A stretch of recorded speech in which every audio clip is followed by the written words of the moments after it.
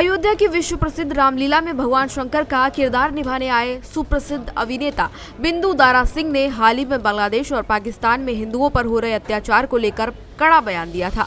उन्होंने कहा कि सनातन धर्म कभी कमजोर नहीं हुआ और ना ही भविष्य में होगा। उन्होंने ये भी बताया कि चाहे मुगल काल हो या फिर अन्य कठिन समय, सनातन धर्म हमेशा अपनी पहचान बनाए रखने में कामयाब रहा है और आज भी ये दुनिया का सबसे प्राचीन और समृद्ध धर्म है। बिंदु दारा सिंह ने जोर देकर कहा कि सनातन धर्म के अनुयायी हमेशा मानवता, न्याय और सच्चाई के मार्ग पर चलते रहते हैं और उन्होंने कभी किसी पर अत्याचार नहीं किया। अपने पिता और महान अभिनेता दारा सिंह को याद करते हुए बिंदु दारा सिंह ने कहा कि जब उनके पिता रामायण और बजरंगबली में अभिनय करते थे तो केवल एक भूमिका ही नहीं बल्कि इस प्रकार की तपस्या के रूप में वो देखते थे कि जिस तरीके से उन्होंने अपनी भूमिका को निभाया वो बहुत महत्वपूर्ण थी। तो ये भूमिका उनके लिए सिर्फ एक किरदार के रूप में नहीं बल्कि एक तपस्या के रूप में थी। उन्होंने बताया कि उनके परिवार पर हनुमान जी की हमेशा कृपा बनी रहती है और उनके लिए ये गर्व की बात है। बिंदु दारा सिंह ने इसके साथ ही ये भी कहा कि अयोध्या की पवित्र माटी को चूमना उनके लिए एक अद्भुत और भावुक अनुभव रहा। उन्होंने ये भी कहा कि भगवान हनुमान की कृपा हमेशा लोगों पर बनी रहती है और वे सभी की रक्षा कर रहे हैं। अयोध्या की रामलीला की शुरुआत अयोध्या में हो गई है और आज पहले दिन खुद बिंदु दारा सिंह जो अभिनेता हैं उन्होंने भगवान शंकर का यहाँ रोल निभाया है। हमारे साथ खुद बिंदु दारा सिंह जी हैं, इन्हीं से जानते हैं। देखिए, इससे पहले भी आप अयोध्या की रामलीला में तमाम तरीके के महत्वपूर्ण जो किरदार हैं जिनसे लोग प्रेरणा लेते हैं वो सभी आपने निभाया। इससे पहले आपने हनुमान जी का किरदार निभाया, इस बार आप जो है शंकर जी के रोल में है। तो कैसा लग रहा है इस अयोध्या नगरी में? जब प्रभु श्री राम को जरूरत पड़ी थी तो शंकर जी ने ही हनुमान जी को भेजा था, अपने अवतार को। और मैं हनुमान जी की सेवा तो हमेशा करता रहता हूँ, बार बार करता रहता हूँ। लेकिन बॉबी मलिक जो अयोध्या की रामलीला जब हमने शुरू की थी तो उस समय से हम इसके साथ जुड़े हैं। इसने हमें बहुत प्यार दिया, पूरे देश से प्यार, विदेश से प्यार, टीवी में लोग देखते हैं उसका प्यार।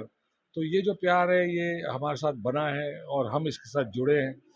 अयोध्या जी आने का जो दर्शन पाने का, यहाँ की मिट्टी पे सिर्फ अपना चूमने का जो मौका मिलता है वही अद्भुत है। और शंकर जी की सेवा करना मुझे बहुत प्यारा लगता है। महादेव की कृपा हम सब पर बनी रहे। ओम नमो शिवाय। सर, एक चीज़ और है, आपके पिताजी भी क्योंकि धार्मिक फिल्मों में अक्सर आप देखा गया, आप देखिए ना कि सुप्रसिद्ध रामायण रामानंद सागर जी की जो है उसमें हनुमान जी का उन्होंने रोल किया। जो वो एक चरित्र रहे हैं वही चीज़ आप में भी देखने को मिला है और आप भी ये सारी चीज़ें उसको निभा रहे हैं जो आपके पिताजी निभाते रहे हैं।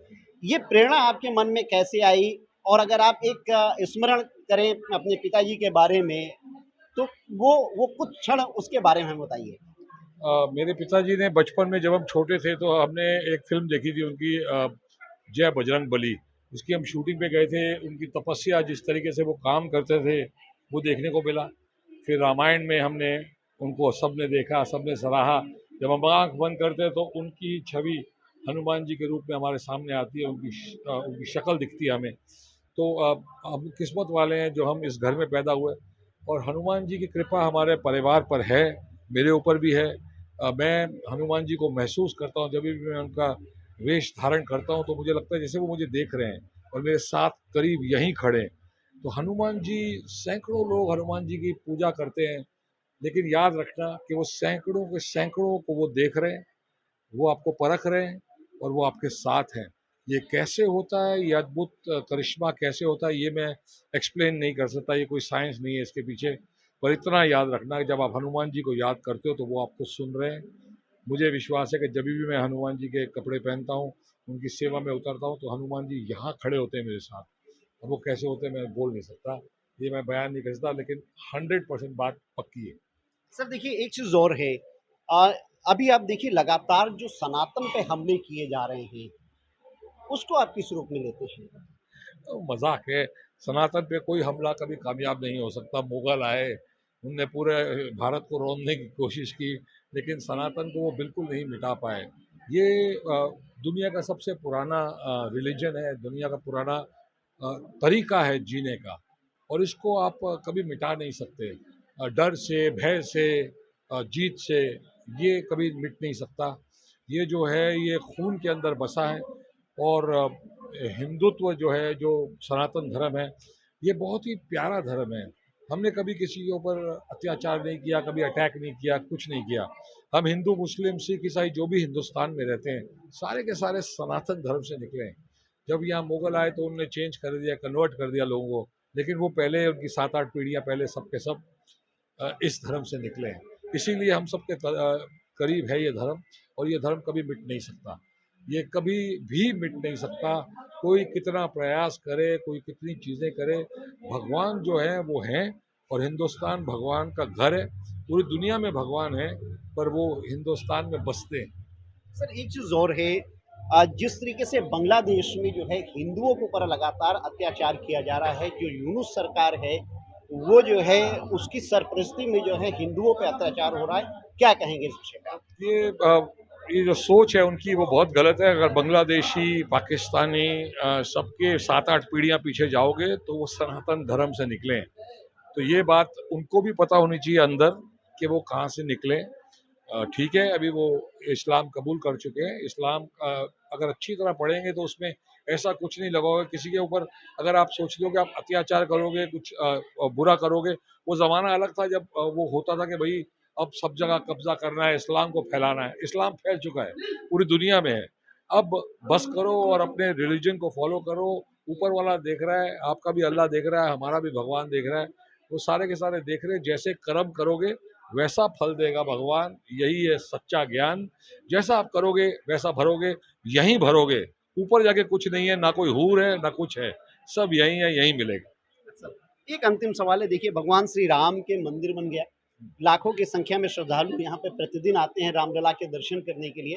पूरे विश्व में अगर आप देखिए तो अयोध्या पर्यटन नगरी के रूप में स्थापित हो रही है, इसका श्रेय आप किसको देते हैं? देखिए, अयोध्या तो हमेशा थी। अयोध्या बहुत ही पुरानी सिटी है। हम सबके पुश्तों से पता ही नहीं कितनी पुश्तों पहले से अयोध्या नगरी है।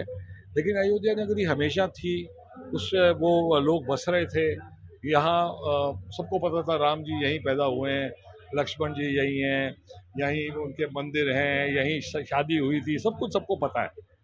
लेकिन जब से मोदी जी, योगी जी ने ठाना कि हम भव्य मंदिर बनाएंगे, मस्जिद, जितने भी मस्जिद हैं हिंदुस्तान के अंदर, अगर हम बोलें कि भाई तोड़ना शुरू कर दो तो नीचे से मंदिर निकलेगा, ये तो सबको पता है। लेकिन हम ऐसा बोलते नहीं कभी, क्योंकि हम चाहते हैं कि वो भी अपना रिलीजन प्रैक्टिस करें, वो भी इस्लाम कबूल किया हुआ है उनने, वो भी करें। लेकिन ये मंदिर में पूजा होती नहीं थी, मस्जिद में पूजा नहीं होती थी।